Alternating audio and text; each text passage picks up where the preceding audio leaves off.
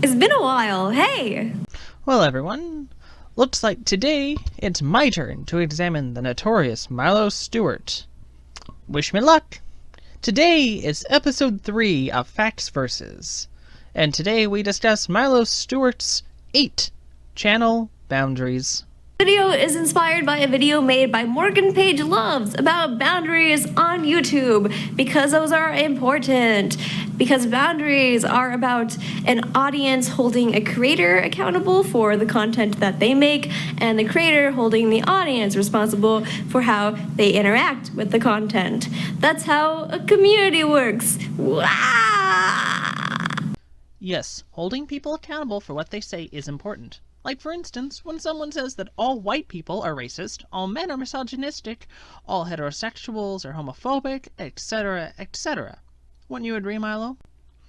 And furthermore, Milo, a creator is not responsible for the actions of the people he or she cannot control. Yes, folks like Bearing, Undoomed, Amazing Atheist, and others that do videos on political or controversial subjects do add disclaimers in their videos or in the description stating that they do not endorse any threats of violence or actual violence that is attempted or enacted upon a person with an opposing viewpoint. It's thanks to the regressives on the left and the feminists that scream to everyone how these creators are sending their followers to harass you and leave rude comments or death threats on your videos. Their followers do have free will and will decide on their own whether or not to harass you or others like you. The first way in which I want to hold myself accountable for the content that I make is that I want to let my audience know if I am ever making money off of a video. My YouTube channel is currently not monetized. It has never been monetized, but I may in the future decide to monetize it. Monetizing your channel isn't that big of a deal nowadays, because almost anyone with a channel producing content regularly, like you or myself, has monetization enabled on their channel. All the audience has to deal with is maybe 1 or 2 ads popping up during the video.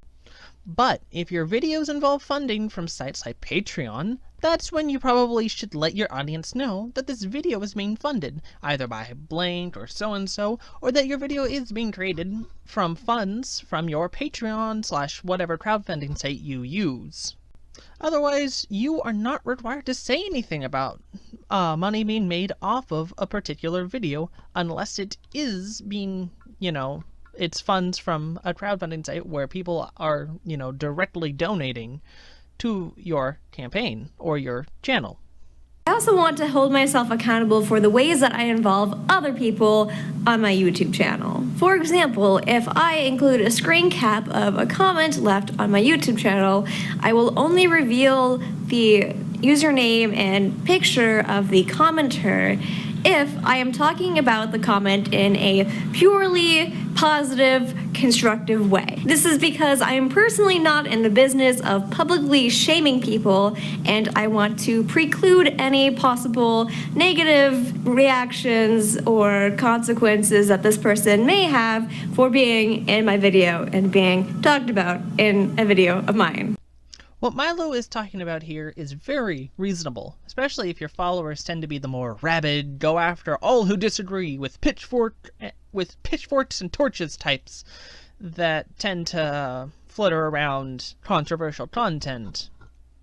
I personally would also do the same thing in one of my videos, except if the tweet or comment came from the subject of the video, because I would want to show proof of the subject actually making the tweet or comment and not just saying, oh, yeah, totally, trust me, this thing totally came from this person. Sure. As far as comment moderation goes, I will only remove a comment or block a user if they are harassing someone in my comments.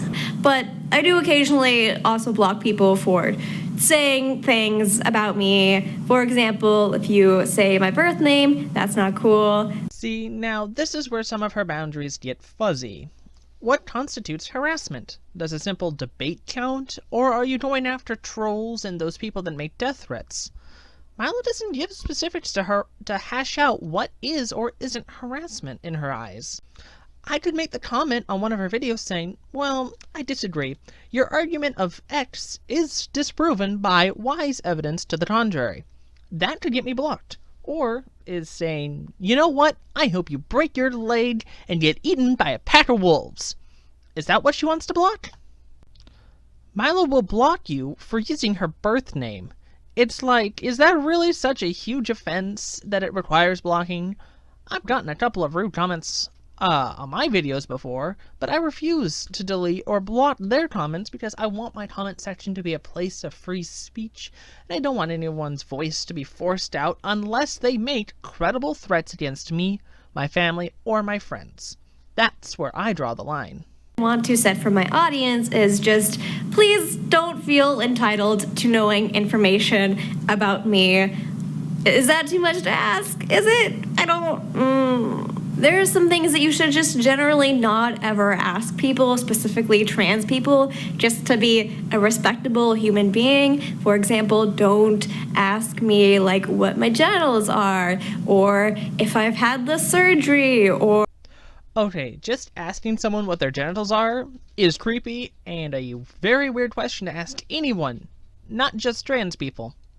Now, asking if they've had the surgery isn't a bad question because people might want to know how it felt to you, what their experience might end up being, and, learn from a fellow trans person, even though you yourself are not trans. It's a harmless question that someone might ask. Now, asking about other more personal things like where you live, are you dating, having sex with anyone, where do you work, etc. are questions that probably shouldn't be asked by random people in your comments section. Another boundary that works for both me and my audience is that I'm probably not going to collab with someone unless I've talked to them before and already sort of friends/acquaintances with them. Not much here to discuss about Milo's collab rules. I just want to say I agree. It's best to get to know the person or people you're going to want to collab with before you, actually do it. Especially if you're a larger channel, it's best to be safe, Another boundary I want to set for my audience is please don't add me on any other social media other than the social media that I put in my description. I try to keep my Facebook only for people that I know in real life, and the same goes for Kik and Snapchat and any other social media that I'm blanking on. Milo touches on the fact that she doesn't like people following her on social media that she doesn't put in the description. She talks about Facebook and Snapchat as examples of off-limit social media sites. Well, does she think to modify her privacy settings for these accounts? With Facebook, you can set your privacy settings so only your friends can see and interact with your content.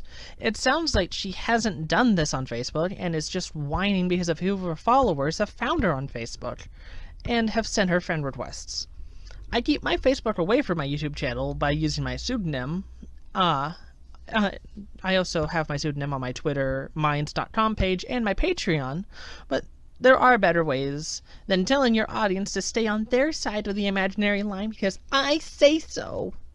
It has more to do with tearing down boundaries than it does with setting boundaries, but I personally want to set my responsibility of improving my interactions with you. That means I want to try to make more time to respond to comments and respond to questions that I get. Responding to comments made on your video is a great way to make and improve a connection with your audience. Replying to comments shows that you look at the comments people make and care what your audience will think.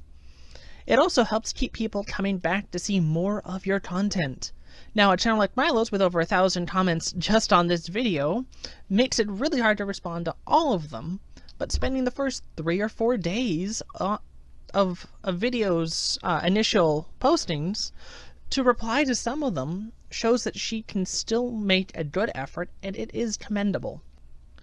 Well, that was Milo's 8 channel boundaries. She has the right idea on some areas, like collaborations, but she fails in others, like who is responsible for who and her social media privacy. I do commend what she is attempting to establish, a clear boundary between creator and supporter, but she unfortunately fails to understand some of the finer points of creator-audience interaction. I try to provide an open space for my audience so they can express their opinions and debate with each other without the threat of deleting their comments or blocking them. Anyway, thank you for watching. Hope you enjoyed. Please like, comment, subscribe so I can interact with you guys. And be sure to check out my Twitter, my Minds.com, and my Patreon page if you feel like donating a few dollars. See you later, folks.